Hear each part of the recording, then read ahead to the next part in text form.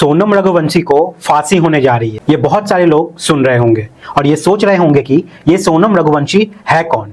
अभी कुछ दिन पहले इंदौर में एक पत्नी जिसका नाम सोनम रघुवंशी है, उसने अपने प्रेमी के साथ मिलकर अपने पति राजा रघुवंशी की हत्या कर दी। यहाँ पर सोनम ने अपने पति को मरवाने के लिए 20 लाख की सुपारी भी दी थी।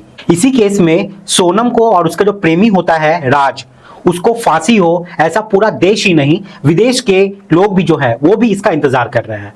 और आखिर वो दिन आ भी गया है, लेकिन ये फांसी की तारीख कब होगी और ये फांसी की डेट और समय क्या है वो आपको क्लियर करने से पहले मैं आपको कुछ पक्ष यहाँ पे समझा दे रहा हूँ। हिंदुस्तान में आजादी से लेकर यानी कि 15 अगस्त 1947 से लेकर भारत में अब तक 1414 लोगों को फांसी की सजा सुनाई गई है, लेकिन इसमें से केवल 57 यानी कि 57 लोगों को ही सिर्फ फांसी हुई है, जिसमें पहली फांसी नाथूराम गॉडसे को हुई थी और आखिरी फांसी 20 मार्च 2020 को हुई थी। और अब 20 मार्च 2020 के बाद अब अगली फांसी सोनम रघुवंशी और उसके प्रेमी राज की हो सकती है। तो मैं आपको एक बात यहाँ पर क्लियर कर देना चाहता हूँ कि पहली बात तो सोनम रघुवंशी को जो फांसी की सजा हो रही है वो डिस्ट्रिक्ट कोर्ट से होगी, यानी कि इंदौर कोर्ट से होगी।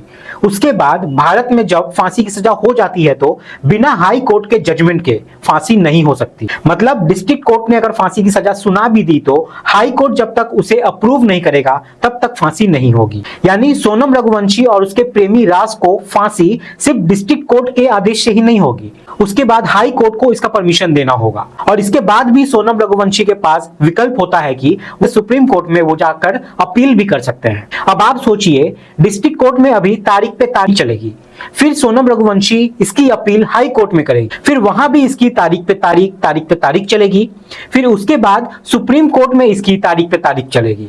इस तरह कम से कम अभी इस मामले में नहीं भी तो 10 से 12 साल तक कोई निर्णय आने के चांस मुश्किल से ही दिखाई दे रहे हैं। और यही मेन कारण है कि भारत में अपराध खत्म नहीं होता और अपराधियों के जो हौसले हैं वो बुलंद हो जाते हैं। सोचो जरा कि 1947 के बाद आज तक केवल 57 केस में ही फांसी हुई है, तो इसका मतलब क्या है कि आज तक 57 दरिंदों ने ही अत्याचार किए हैं। अत्याचार तो बहुत हुए हैं, बहुतों ने किए हैं, लेकिन फांसी की सजा का इंतजार अभी भी बहुत सारे लोग कर रहे हैं।